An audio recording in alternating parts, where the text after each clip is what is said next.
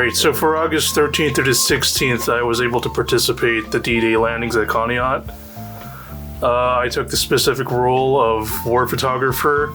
So there was practically 3 days worth of landings, but also because I'm part of the airborne battles as well, that means I get to do about 2-3 battles a day, which can take a little bit of a toll on you. But most of my work is based off of Robert Capa. Robert Capa, if you didn't know, was this cool fucking dude. His works are pretty influential. His style of photography is pretty much what encapsulate the chaos of Omaha Beach. So I was like, okay, yeah, I can do something like that. I can try and copy his kit down and fucking do whatever this shit is, I don't know. So I took it upon myself to do some photography journalist kind of work. So the camera that I used for the beach landings was this particular model of camera. It is the Context 2A. Unfortunately, to my total utter retardation, I didn't figure out that this was a post-war model. The Context 2 model is a very different model of camera from what I've seen in comparison to this one. I mean, they're not that different, I guess. I don't think it's gonna hurt anybody to notice that. I mean, it's a very iconic camera that was used by Capa. It is a rangefinder camera. It is not like your usual SLR camera, which has a mirror that looks down through the lens. It's not terrible by any means. It's a lot better than the Argus. I live in Smethwick, Birmingham. If you want the fucking brawl, come down Smethwick Hospitality. I'll come out my house and I'll break your fucking legs, you little prick. If Jink had a look to it, this is the fucking jankiest camera that I ever had to fucking deal with. It's consumer grade. It's made for your vacation photos or some shit like that. Infantrymen across the seas who have no photography skills and probably has about $20 in their pocket and they can't spend it on some fucking French whore. So they get this piece of shit right here. And this thing fucking sucks. I'm able to tear it down and switch out the insides parts within it and oil it up to get it working just fine and dandy. But I took this thing with me to Normandy last year, and it is not the greatest camera that I've ever used function-wise. It is just straight up garbage. Okay, so I've loaded the camera up. This is the usual 35mm roll of film that it's supposed to take. Here's the problem when I start wheeling it.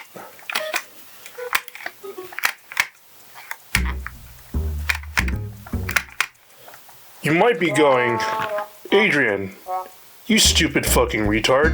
What's the problem with it? It looks like it's functioning as it usually supposed to, as a camera. Well, you look at the fucking negatives, and you tell me what that is shit right there. You probably can't because I can't adjust or balance the light right now because my hands are preoccupied holding two damn things. If you couldn't tell, right there or wherever, that is spacing. That is good, even spacing between the negatives of how a camera should run. In the case of this thing, it doesn't fucking stop. There is no stop to it. There's no pause or anything like that. There's no click. I could either over roll the film roll, or I will accidentally overshoot on top of another photo if I'm not careful. Either causes double exposure, or I film more film than I'm supposed to and I miss a space or two and miss maybe a shot or two on my film roll if I'm not evenly spacing that out. This thing fucking sucks. Now with the Contax, it is a lot different. It is a little more higher quality in model. It was made by German engineers, and you know the Germans are pretty well known for over-engineering their products. This is the sexy part right here. Oh, did you hear that? That's a click. That means it is properly giving me space to stop. I don't over scroll with the wheel, and I can take even nice frame photos. That is so nice. I love you. I love you for that. Thank you very much for making my life easier. Not only that, but when I took this thing with me to Normandy, this thing was having severe, utter mental retardation issues, and the shutter wasn't firing half the time. So when I turned in my film to the lab, they were like, hey, like, majority of this film roll is blank. Do you know why it is blank? I don't know.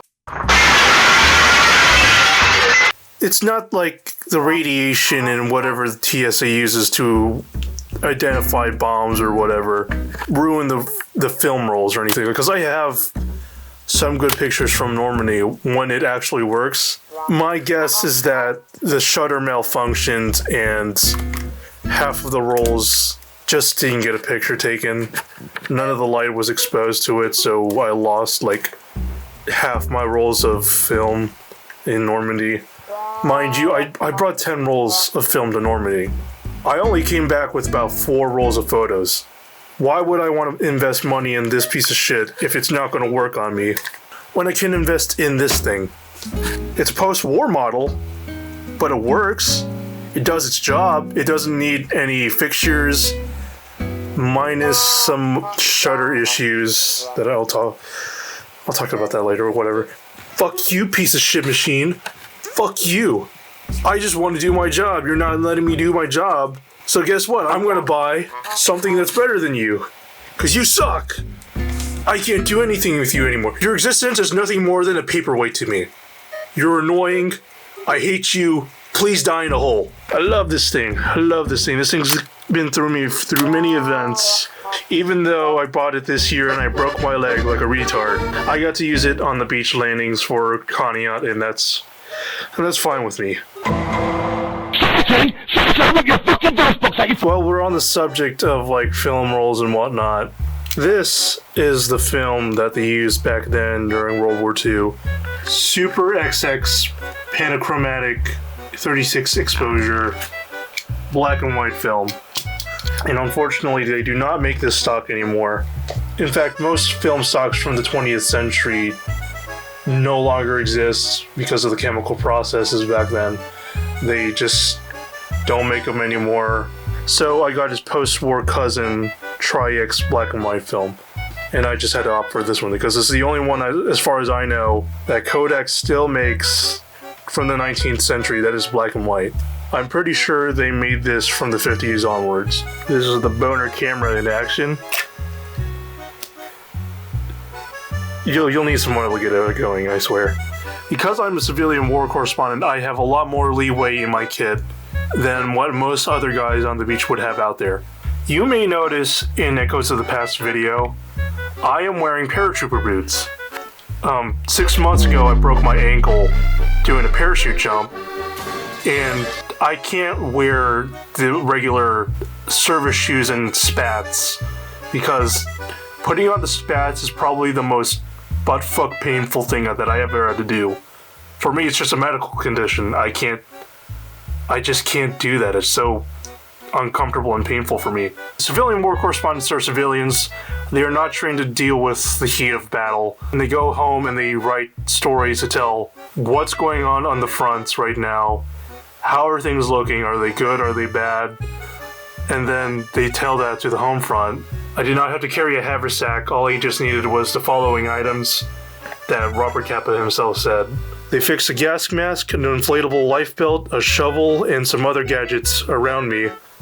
And I placed my very expensive Burberry raincoat over my arm. So for Thursday's landings, I landed with the 1st Infantry Division. And that's what would have happened with Robert Capa when he landed on the beach was he landed with Easy Company 16th Regiment of the 1st Infantry Division. For the first few minutes of the landing, I started getting lost. I was not keeping up with my water intake. I had also eaten spaghetti for lunch. It doesn't also help that the 29th Infantry Division decided to push up halfway through the beach before everybody else, before the entire first wave could unload. I couldn't catch up. Everybody had to play catch up. I was dehydrated. I was filled with spaghetti. It was a mix of things that happened that threw me down, and oh god, I'm gonna heat stroke. And then I heat stroked. I didn't make it all the way to the end of the beach where the seawall was, and I had to be hauled out of there by some good friends from World War II Armor, which the guys were nice enough to give me a ride back, get refreshed with some Gatorade. Thursday sucked. Friday, I landed with one of my friends, Echoes of the Past. He and his brother were going out on Omaha Beach with the 1st Infantry Division. Echoes usually lands with the 29th, but for this year, he switched over to the 1st Division. He's ran the ropes with landing on the beach more than I have. He knows this stuff by heart. Our stick in particular, for whatever reason, we got put on like the back burner of the entire 1st Infantry Division. We only landed with 4 guys in our landing craft. It was just me, Echoes, his brother, the dude we got assigned under, I think his name was Robert, chill dude. Now, like with Thursday, I could only stick with Echoes for a little bit before I got lost, to be honest, because when you have about, I don't know, I think it was about 1,500 people. No, less than that. When you have about, I guess, maybe 300, 400, 500 people on that beach, everybody looks the same. Immediately going off the craft, I lost Echoes and his brother. This time for the landing, I decided to strip my wool shirt and wear this British netting, because I already heat stroked Thursday. I was not dealing with that shit again. I've already heat stroked once in Volusia Valor days. Hey! You don't mind if I stay here? This berm? You shouldn't be coming with us anyway, moron! Conneaut isn't that bad, per se, but you're doing this at noon or 1 p.m. in the afternoon, and by that time the sun is already baked into the sand pretty well. For Saturday, Saturday was the last day of doing the landings altogether for D-Day Conneaut. So, I kept up on my water intake. Thanks to my friend Jared, he lent me his GP bag. Within that GP bag, I kept 2 canteens with me. Overall, I had about 3 canteens my person. I had a towel in there too that I used to douse myself with and cool myself off. Echoes was not feeling good alongside with his brother. Saturday was just unfortunately our hottest day out of the entirety of Conneaut. I felt bad for Echoes missing out on the beach landings because I knew he needed the content. So I took it upon myself to take his helmet cam. What you see on Saturday is mostly on Echoes' video that you see right here. They got some big guns. They got some big guns? Yeah, them MG42s. What's that? It's a machine gun. Is that the MG42 I'm hearing? Yeah. I'm scared shitless. When you look at the original photos of Omaha Beach, you can see that the guys are wading in water. It's just a huge risk just landing in water. The next option for me to try was getting at least as low as possible. I find that I get better photos if I'm shooting from a low angle, and it hides most of the imperfections that I have with the beach landings. You see a lot of Kappa's photos, and he's put himself ahead of a lot of the guys looking back towards the sea, and that's what I try to capture, that big open air space. Having been to Omaha Beach myself, I know the cliffs aren't the same as with Conneaut. I'm a film photographer. If I'm going to take film photos, I'm going to try and make it at least as realistic as possible. I tried to avoid taking pictures of the cliffs until I got nearby or when I was at the seawall, because I didn't want to deal with like the crowd in the background or seeing the cliffs weren't obviously Omaha Beach, but I will try damn near to get it as close to Robert Kappa's photos as possible. I know I can't be Robert Kappa, but I can try and live up to his work. It's not like now where you have an SD card of like 456 megabytes or gigabytes and you can shoot infinitely. I had to limit myself because that's just what they had back then. I need to be familiar with how they did that kind of process. When I got my negatives back from getting it developed, I got fucking Robert Kappa it appeared that my camera on the Friday landings seemed to have some sort of malfunction. I'm going to blame it on a shutter issue. I knew the camera had a bit of a shutter issue, so I tried to keep it between the 250, 500, or 1250 shutter speed range. But I don't know what happened for Friday. Saturday's images came up just fine. I can't really get this camera repaired for the only reason being that the camera has a very proprietary make and function. The only place that I could get this fixed would be in Ukraine, but everybody knows what's going on in Ukraine right now, so I can't really send it off. I'm just gonna go buy another Contax camera. Kappa had 2 Contax cameras, and I'm like, fuck yeah, I'm gonna go get another Contax. And this may be a post-war model, but I could look into getting a wartime model soon. That's the beach landings for Thursday, Friday, and Saturday. There are certainly things I could improve on, but that's for next year. I can wait until next year to have those improvements set in. I felt like I walked away with something, not to the extent of which Kappa has experienced, but at least a good fraction of it. We can only experience a fraction of what they experienced back then. Go check out Echoes of the Past videos of my perspective on the beach landings. I also post my photos on Instagram and Facebook. I'm definitely going out there next year.